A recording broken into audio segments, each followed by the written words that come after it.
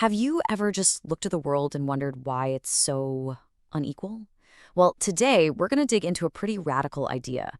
What if all this global inequality isn't some accident, but it's actually part of the design? We're about to explore some of the most powerful and, yeah, controversial theories that try to explain exactly that. So let's get right to it. This is the big question, right? Why is there this massive, persistent gap between rich and poor countries? Now, you'll often hear that it's about things like culture or bad policies or maybe a lack of resources. But the thinkers we're looking at today, they have a much more provocative answer. They argue the whole system is built this way on purpose. And to really get our heads around this perspective, we have to start with one person, Karl Marx. His deep dive into capitalism back in 19th century Europe really laid the foundation for everything that came after. Now, he wasn't really focused on global inequality as we know it, but he created the toolkit that others would later use to explain it. What's so wild about Marx's view is how he saw all of human history. For him, it's not really a story about kings or empires, nope. It's a story about economic systems, one after the other, and each stage, from feudalism all the way to capitalism, is defined by a fundamental conflict, a struggle between a ruling class and an exploited class. That struggle is what pushes history forward. Okay, so this right here is the absolute key to understanding Marx. It's a concept called surplus value. Let's break it down. Imagine a worker in a factory makes a chair that sells for, say, $100. The wood and screws cost $30, and the worker gets paid $20 for their labor. That leaves $50. Where does that go? For Marx, that $50 is surplus value. It's the real wealth created by the worker, but it's taken by the factory owner as profit. And that, he said, is the engine that makes capitalism go. All right, let's jump forward into the 20th century. After World War II, a lot of former colonies finally got their independence, but they stayed poor. So thinkers from places in Latin America, Africa, and Asia, what they started calling the periphery, they began to ask why. And what they did was take Marx's ideas and apply them to the whole world. And this slide just perfectly captures the huge clash of ideas going on back then. On one side, you had modernization theory, which basically said, hey, just follow our lead, do what we did, and you'll get rich too. But the dependency theorists, they completely flipped that script. They argued that poor countries weren't just behind in some race. No, they were being actively kept poor by the rich countries. It wasn't a race at all. It was a rigged system of exploitation. This quote from Paul Baran, one of the pioneers of dependency theory, really says it all. The argument, plain and simple, is that it's actually against the interests of the wealthiest countries for poorer countries to really develop and stand on their own 2 feet. And you gotta ask why? Well, because the whole system relies on them for cheap labor, cheap raw materials, and new places to sell stuff. Their underdevelopment isn't a bug, it's a feature.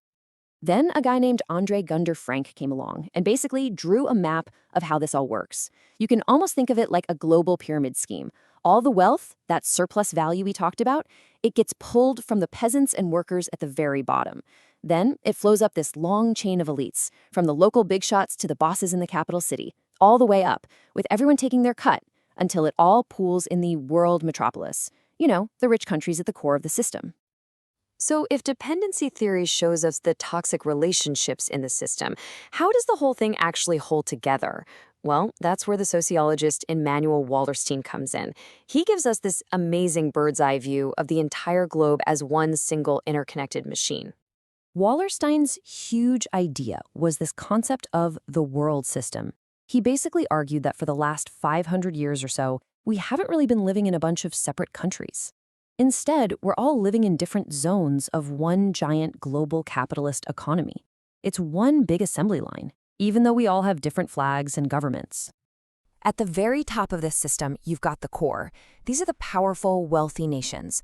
Think North America, Western Europe, Japan. They've got strong governments that write the rules. They focus on the high-tech, high-profit industries, and they end up with the biggest slice of the pie. And at the very bottom, you've got the periphery.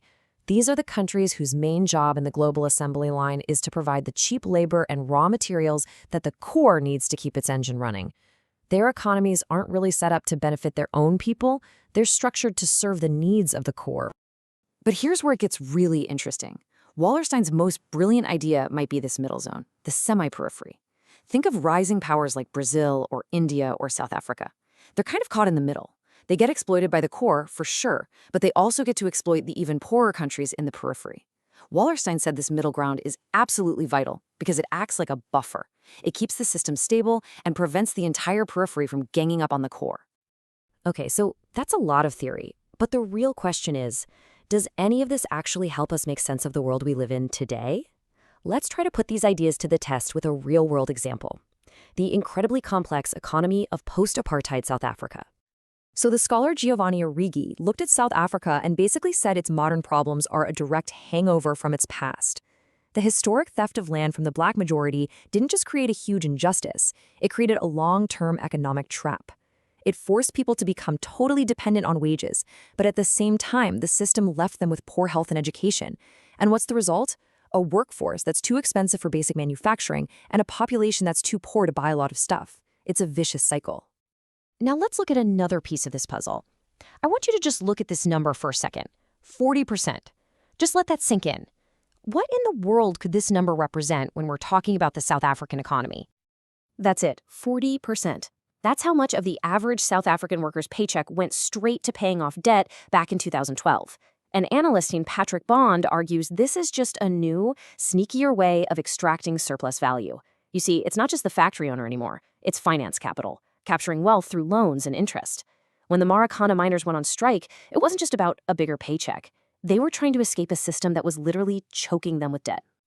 So when you boil it all down, the one big idea that connects Marx and Franks and Wallerstein is this: they all see global poverty not as some problem that we can fix within the system, but as a direct result of the system.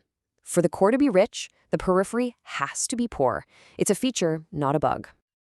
And that leaves us with one last big question for you to think about.